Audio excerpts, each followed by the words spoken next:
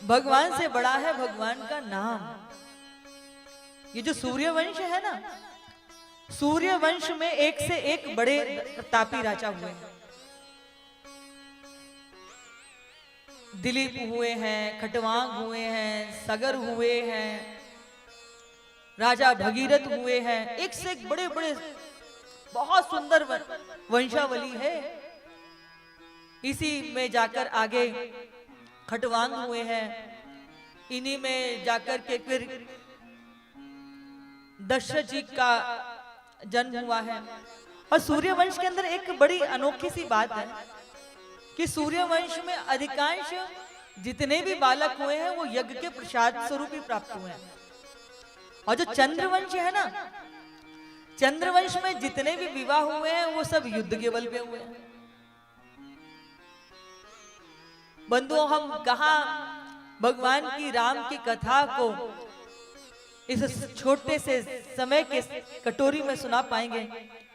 भगवान का नाम ही भगवान से बड़ा है। इसलिए आइए हम तो राम जी के नाम का ही आधार लेते हैं।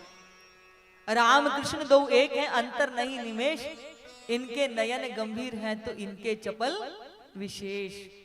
नौमी तिथि मधुमास पुनीता, शुक्ल पक्ष अभिजित हरिप्रीता। राम और कृष्ण में कोई अंतर नहीं है, राम और कृष्ण दोनों एक ही हैं।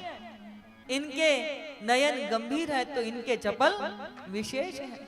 ये मर्यादा पुरुषोत्तम है तो ये लीला पुरुषोत्तम है।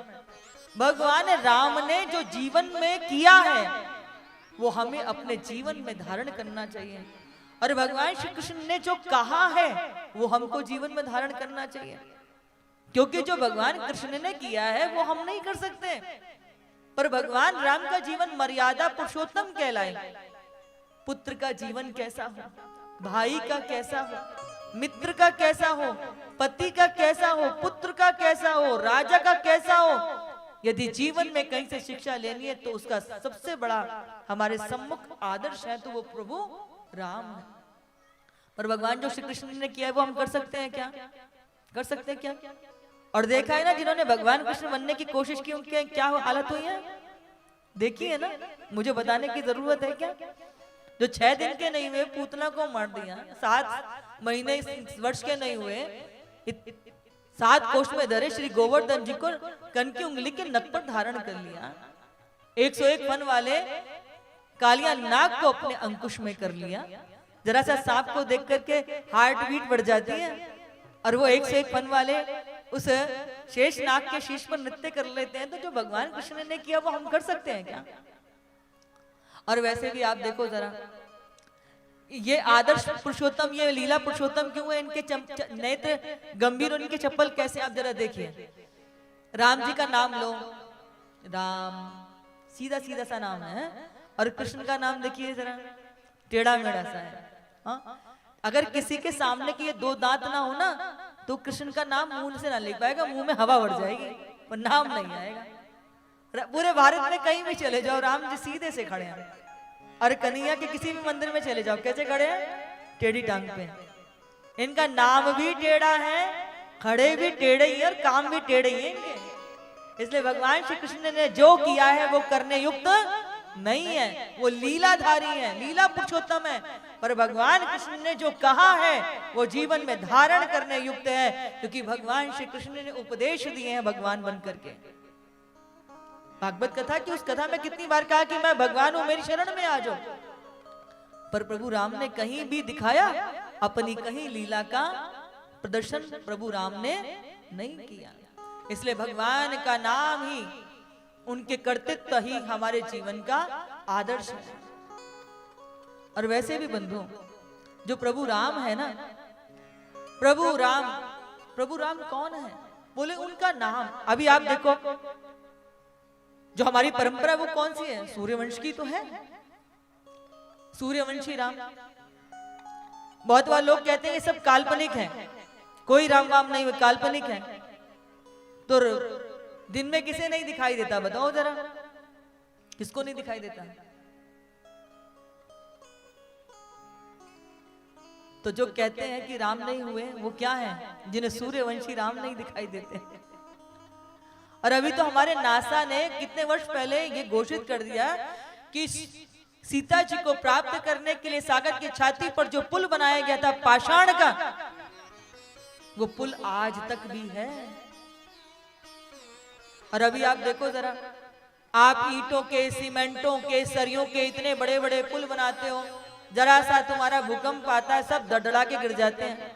सागर की छाती पर पाषाणों का पुल बना करके तैरा दिया, इससे बड़ा कोई आपको प्रमाण मिलेगा?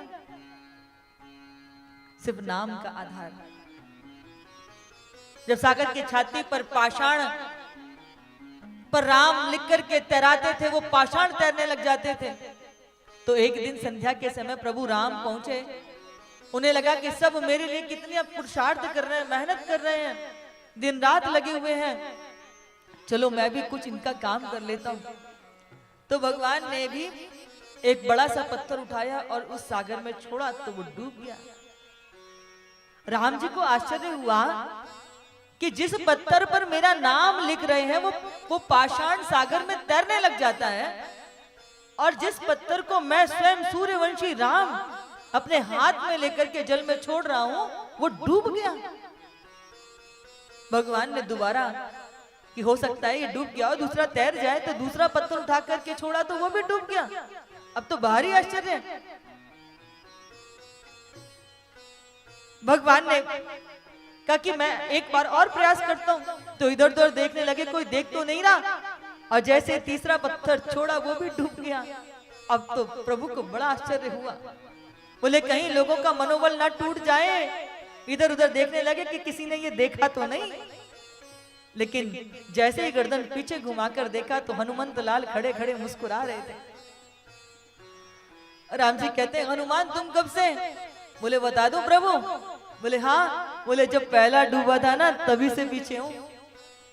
देखो ना हनुमंत लाल, जिन पत्थरों पर मेरा नाम लिखते हैं वो पत्थर तैरने लग जाते हैं, पर मैं स्वयं जिस पत्थर को इस जल में छोड़ता हूं वो डूब जाता है। तो हनुमंत लाल मुस्कुराते हैं, कहते हैं प्रभु ये भी कोई आश्चर्य की बात है? अरे जो आपके नाम का आधार लेगा, भला संसार सागर में कौन उसको डुबा सकता है, लेकिन जिसे स्वयं आप छोड़ देंगे, त्याग देंगे, नहा फिर उसको कौन तैरा सकता है? डूबना तो उसकी नियति में है। इसलिए भगवान का नाम सबसे बड़ा है। कलयुग केवल नाम आधारा, सुमिरे सुमिरे नर उतरई पारा। भगवान का नाम सबसे बड़ा है। कोई हमको, जब हम सुबह उठते हैं ना, तो सबसे उठ करके पहले किसका नाम लेते हैं? भगवान का नाम लेते हैं कि नहीं लेते?